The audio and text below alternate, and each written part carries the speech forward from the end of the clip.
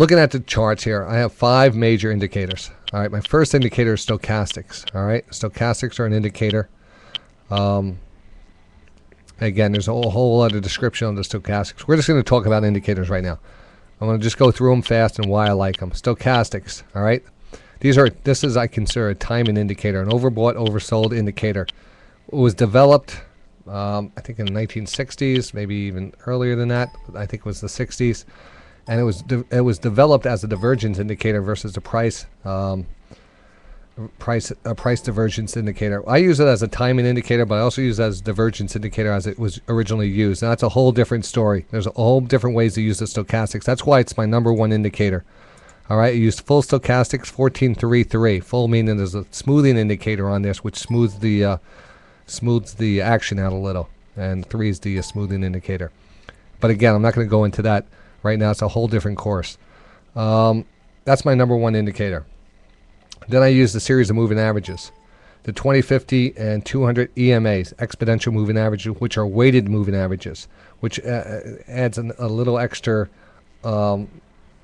emphasis to the last price, meaning it's a speedier indicator. It actually moves faster with the price. It doesn't lag the price as much. There's a more emphasis on the last closing price.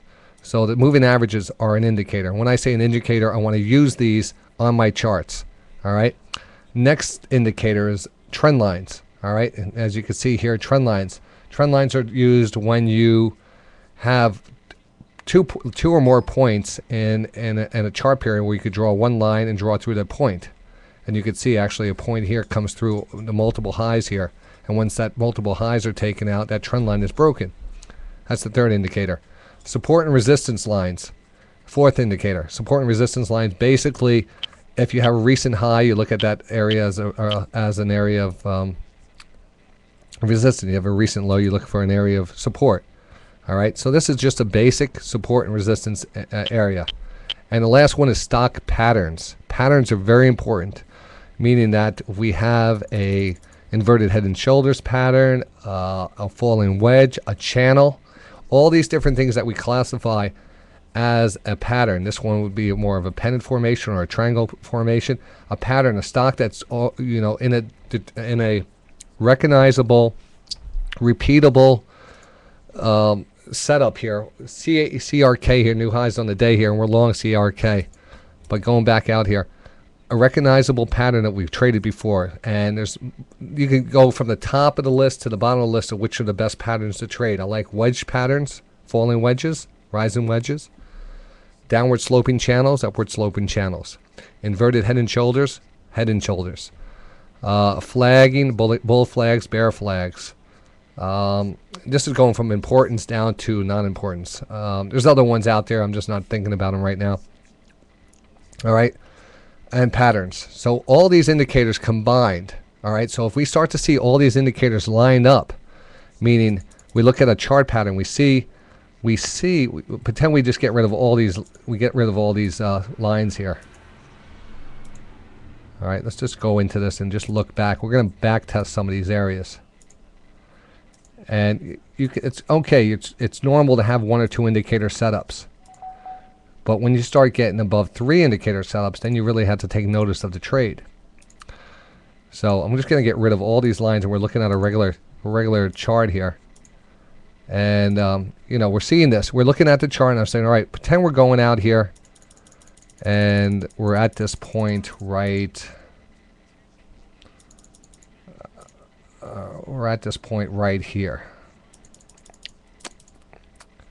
Well, it doesn't matter. As long as we could look at some indicators.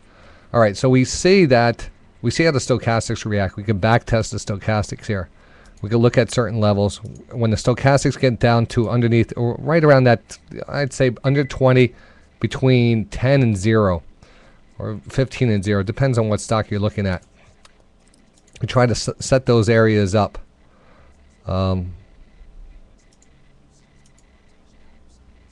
Let's see what we got here. All right. So when the stochastics pull back, I start looking at certain levels. Now, if we look at these levels, you see also a trend line here. All right. You start to just you start to break down the trade. You start to look at the trades here.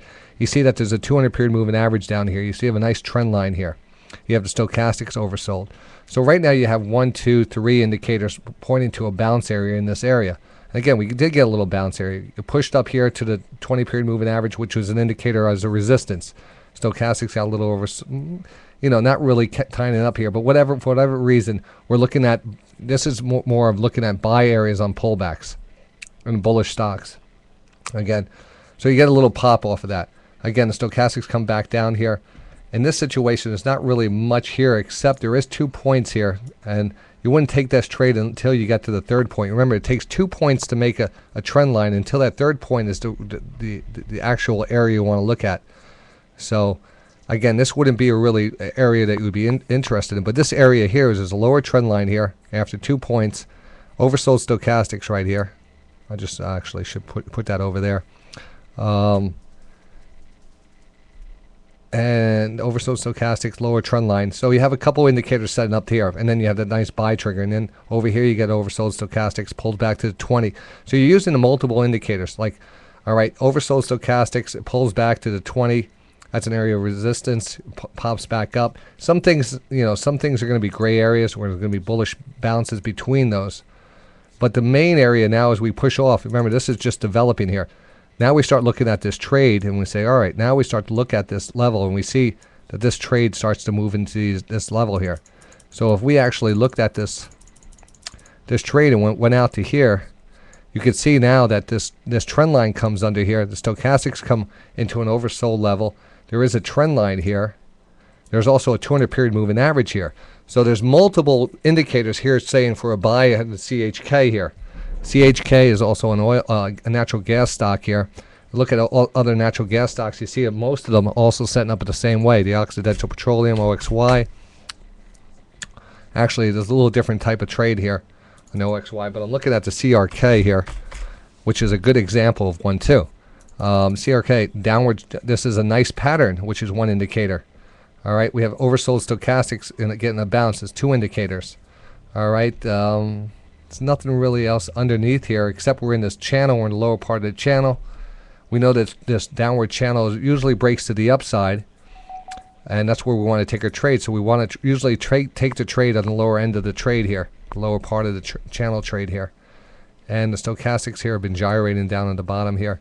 So again, we wanted to take this trade down here, looking for a breakout to the upside. So again, that's just a basic review of, that's a really basic. I could go into more examples, but I was put on the spot here with that question. I would rather get a lot of good examples out there. I mean, we could bring up a lot of examples. IR, just throwing out stocks. Stock that pulls back to the 200 period moving average here, bouncing up here. Trend line, back to the 200 trend line break.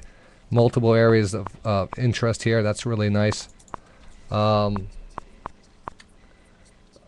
There's so many different setups out there. There's just so many. STX here is one that we're in now. Again, trend line, oversold stochastics. That's why I'm in this one, because there's multiple 50 period moving average. 3 indicator setup here, looking for a bounce trade on this. No real pattern area here, but there is a downward channel here, and that looks good. But the DGX here is an excellent one. The DGX, why it's working, let me see, DGX, why it's working out. Inverted slanted head and shoulders, 1 indicator. Stochastics oversold, 2 indicators. 200 period moving average, 3 indicators. Trend line break, 4 indicators. 4 indicators. All these are setting up nicely here. Trend line break, everything about this. The only thing we have, and we also have recent resistance, support and resistance lines here. So this is such a strong pattern right here on the DGX. That's why I took it, and that's why it's actually running here, because everything's pointing for a bounce here. All right, so I'll leave it off at that. That's a great example of that. And again, the only reason these stocks work is because you take profits off of them. Most stocks, the devil alert on CNBC. D-E-V-I-L, devil, John Nigerian. Guy's morphing each day into Satan. What's with his look? Just recorded that too. That's going to go out on Ustream.